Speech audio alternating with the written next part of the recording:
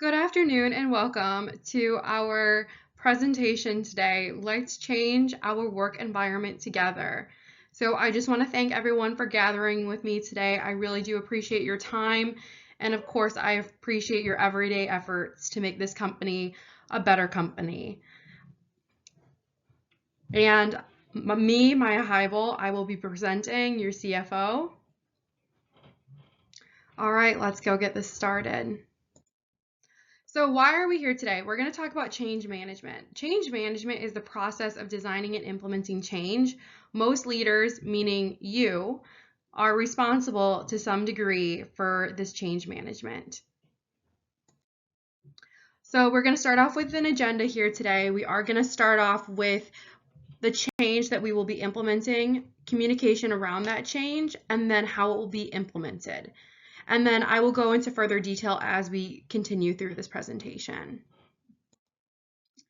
So what is the change and who will it be affecting and when will this take place and where are we now?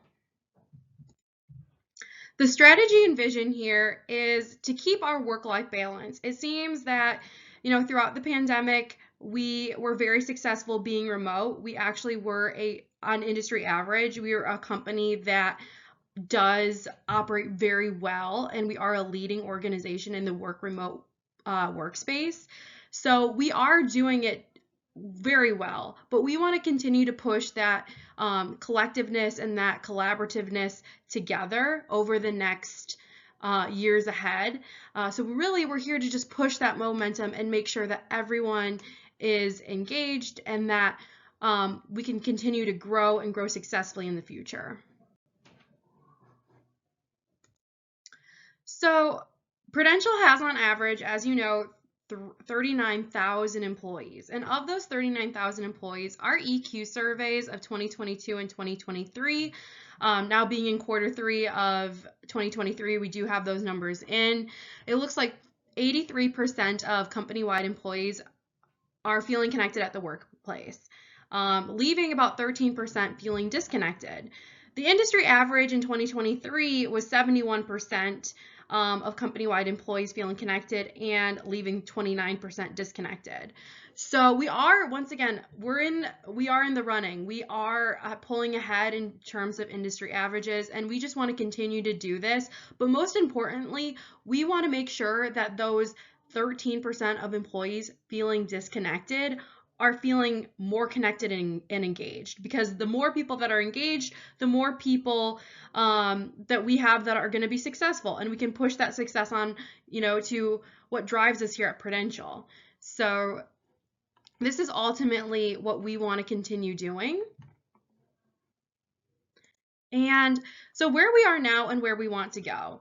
So what's really great about us as an organization already is that we have implemented so many streams to drive that collaborativeness and that collectiveness as an organization. We already have really great training platforms. We have Exonify training platform that has been very successful. We partnershiped with Lyra, BetterHelp, NeuroFlow to continue to drive our mental health awareness and to make sure that we're giving all of our employees around Prudential the resources to stay mentally healthy in a work remote environment.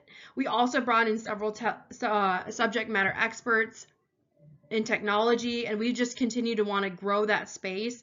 And what we really want to do, though, is partner with technology more. We want to make mandatory meetings. I understand that meetings are hard. Statistically speaking, meetings have gone up since working remote. That's the fact.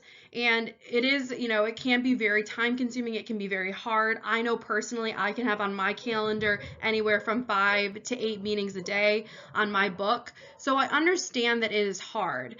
But what we want to centerize and, make happen in these meetings is that they don't have to be hour-long meetings, to get feedback around what we're doing well as an organization. We want, anywhere these meetings to be 5 to maybe 30 minutes at max.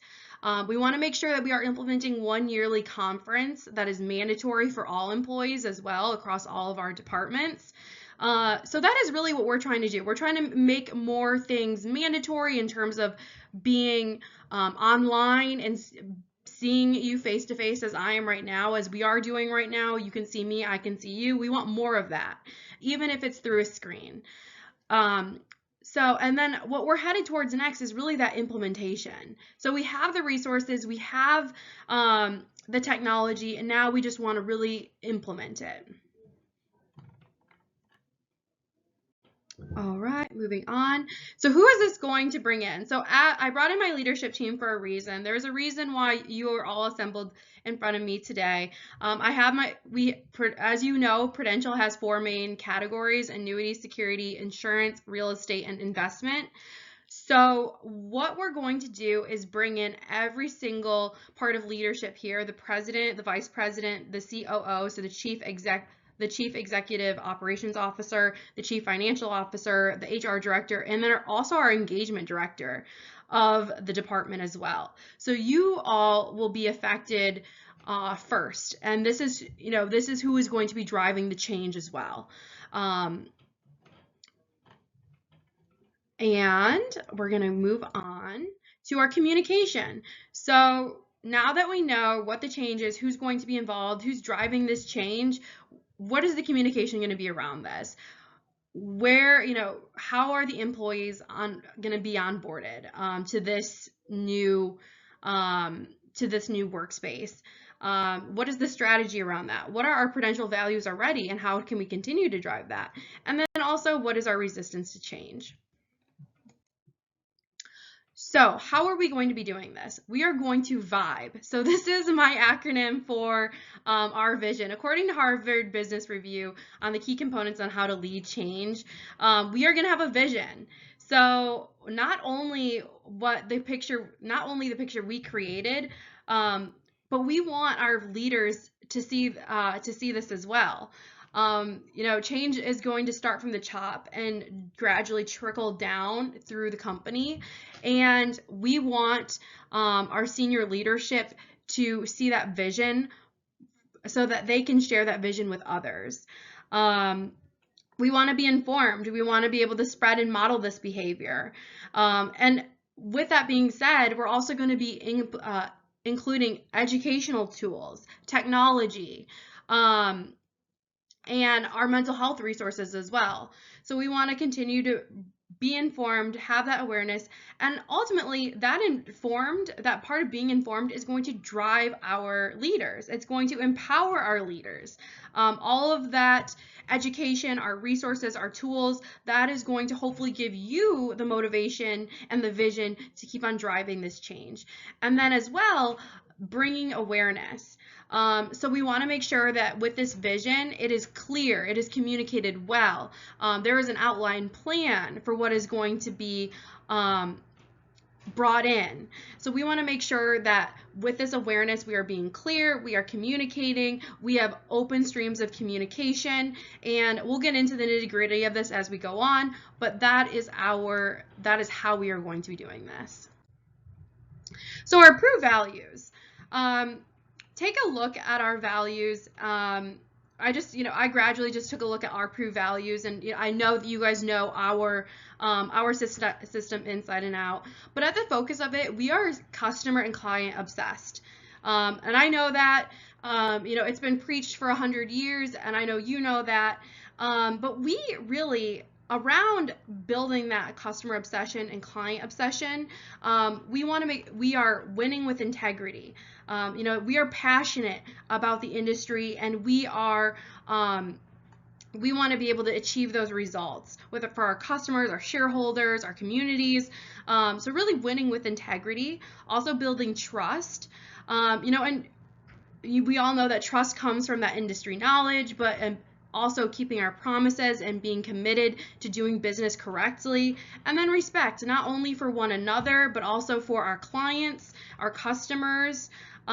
This is something that is definitely bestowed in Prudential's code of conduct, and I know you know that, I know that. But what I found, and through our success so far, people like the flexibility and all the advantages of working in the workspace. We've seen customer satisfaction and client satisfaction go up in the last 2 years. Also, our employee satisfaction is going up as well. So that does tell us that there is a correlation between the work-life balance and delivering, the best customer service, the best client obsession to the community. And we want to continue to drive that and give that to you. So what we're asking is for us to just do more of that. We want to continue to push that. All right, so moving on to tracking progress. So we will be distributing EQ surveys, which are feedback surveys. These are the same surveys. They will be improved as the year goes on, but we are going to be measuring with those feedback surveys. Managers will be required to set aside weekly and monthly check-ins, and then we are also a part of that is going to be mandatory team meetings as well. Mandatory meaning that if you're not meeting with a client, if you are not out on PTO, you are expected to be in that meeting. And also weekly team meetings to serve as check-in times as well. So team meetings, check-ins, and EQ surveys together are going to be working together to drive this change. All right. All right, so how our leaders are going to be leading. So we are going to be preparing for this organizational change, and I'll give more steps as we get into it. But really, we want to create this urgency of we are doing this already, but we want to continue to drive this, and we want to continue to see success in the workspace. We're going to craft a vision and plan for change. A plan meaning a timeline as well. And I will say the timeline around this is something that is going to be self-sustaining. So we are going to be driving this for a year. It could potentially take a little bit longer, but our models say a year. And then hopefully it gets to the point where it is self-sustaining. We're going to go ahead and implement the change. And implementation will start in early 2024, and then embed these changes within our company culture and practices. So we want to make sure that we are continuing to practice these models and that they are sustaining. But with that, we also want to analyze those results and make improvements along the way. We understand that just because this change is what we see right now, and that's great, but things might change, and that's okay. And we can definitely make amends, and we can make changes along the way as well, and that's completely fine, and we expect to do that. And we're also going to be reviewing progress along as the timeline goes on as well. All right, so resistance to change. I do apologize, these stars might be a little bit hard to read, but here we are at resistance to change. So it is important to note, actually in Forbes magazine, 3 tips for managing resistance to change. Leaders often respond to the observable symptoms, and those symptoms are emotions. A lot of times with change, there's fear, there's depression, there's anxiety, there's anger. We are all human, and that's an important part to remember throughout this entire process, is that we are humans, we do have emotions, and those emotions sometimes do become actions. And so what we want to make sure is that we are managing those emotions. And what are we going to do? What are we going to do to manage those emotions and to continue to fight to bring more collaborativeness to the workspace? Is we're going to provide clear communication. We want to make sure that this is all streamlined. There's a way for employees to directly communicate to their managers, that managers are directly able to communicate to leadership. There's going to be a lot of communication over the next year going on about what these changes are, how they're going to be implemented, who will be affected. We want to make sure that that's clear, and communication is really our giant star in that matter. And then our resources around that as well. So resources, our training platform. Exonify is a resource. Our mental health partnerships see a lot of engagement year after year. We want to make sure that we are continue to drive that as well. I do know, and that is something that we do want to bring in and continue to bring in and notify as we're hiring in employees as well, that these resources are available. So that is something that is going to hopefully change as well. And then, how is this all going to be implemented? So we spoke already about the change, what it is, and then the communication around that change. But now, how is that going to be implemented? So let's get into the timeline.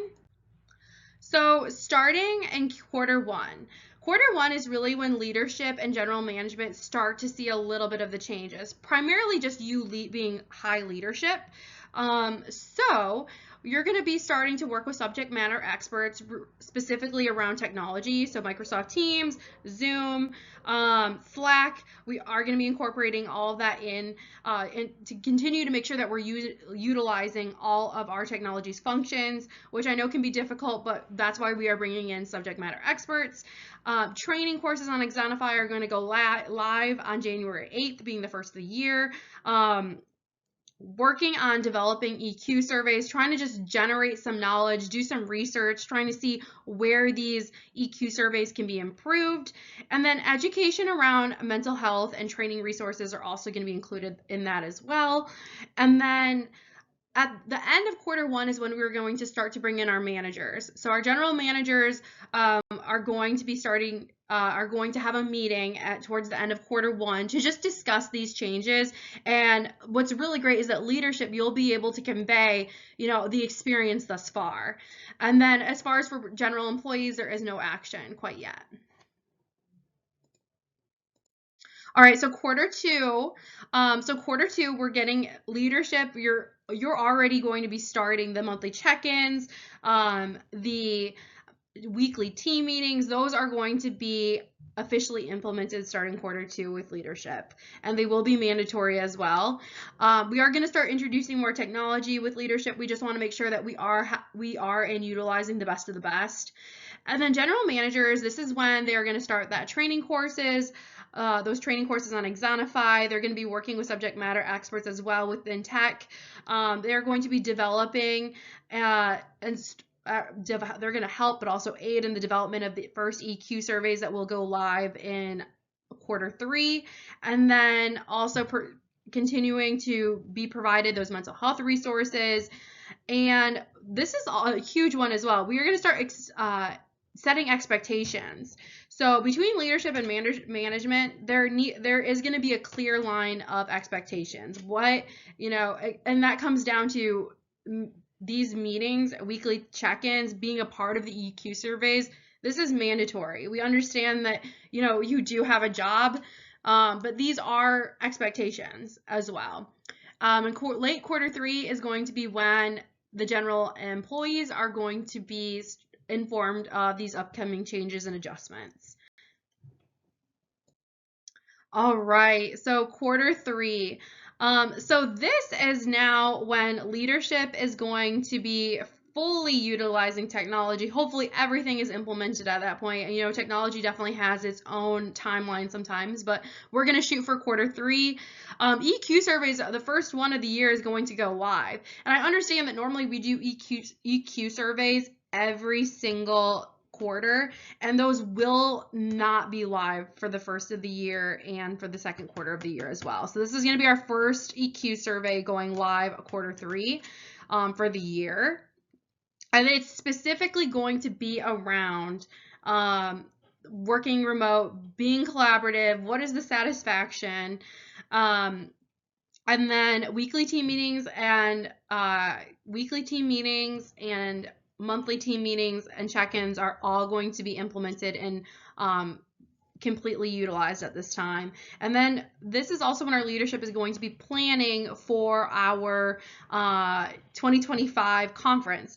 And depending on your department, I know it will look different, according to everyone, but that is going to be the start of the planning for 2025. And the conference will take place at the end of quarter three in 2025. So there is a bit of time there. General managers, so they are going to be introducing more technology, hopefully utilizing it to its full capacity as well. Setting expectations, again, we want to continue to drive that. And then once again, the weekly check-ins, meetings, team meetings are all going to be implemented by this time as well. So quarter three for general employees are really we want to continue to stress and push those mental health resources. We also want to make sure that we are setting those expectations with our employees at this time, making sure that they understand that this is not an optional thing. This is mandatory. It is coming down from leadership. And we want to start making sure that they're introduced and also trained properly on that technology as well, quarter three. And then quarter four. So at this time, everything is fully implemented. Everyone is utilizing their team meetings. Everyone is going to be continuing to give feedback about what's going on in our home offices and the collaboration in those home offices. At this point, quarter three, our leadership team will have our quarter three results in from our EQ survey. So it's going to be very important to analyze those, to continue to drive better and better research, just to make sure that our quarter four EQ surveys are, as clean and as applicable, there we go, as possible. And then also, we want to make sure that we are getting feedback with technology as well. Same for managers. Everything is being included here, but we really just want to make sure our managers are really thinking ahead and driving information and analyzing research and information to continue to drive those EQ surveys forward. And at this point, our general employees, this is also going to be the time around our yearly annual review. So it's going to be very important for us to continue to hear that feedback from the employees and what they are maybe missing or need more of, so that we can better plan for 2024. I definitely have be open to feedback, generate a positive attitude. That's all going to be very important in quarter four. So what is 2025 going to be looking like? So what's really great is that through 2024, we've gradually implemented and made these changes. 2025 is going to be looking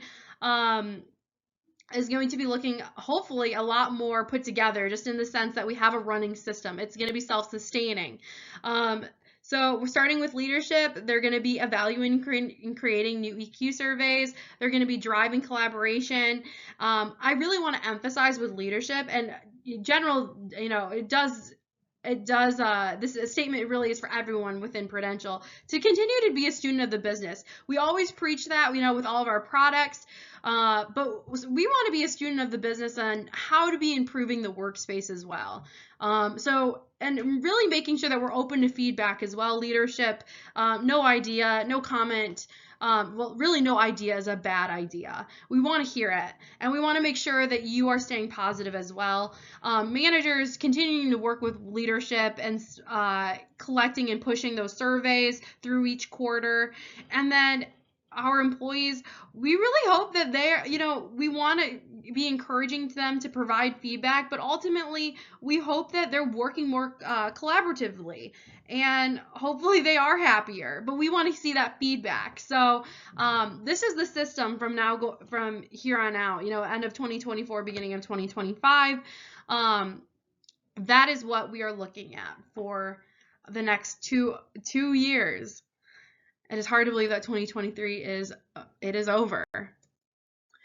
So once again, Prudential, we are the rock. We are well-known. We are a well-known company. We are well-known among many industries, and we just want to continue to be evolving and sustaining within the work remote environment. It really is you, our leadership, our employees, that have made this possible for us to be remote and to see success in that as well. And we just want to continue to drive that. We want to, see better results. We want to continue to be a leader in the industry and model this behavior for others. That is really all we want here. And I really just want to end off here with a big thank you. I really appreciate your time, your attention, your ability to be here with me today. And I hope going forward you have a very Merry Christmas and a Happy New Year. Happy holidays, everyone. Take care and good night.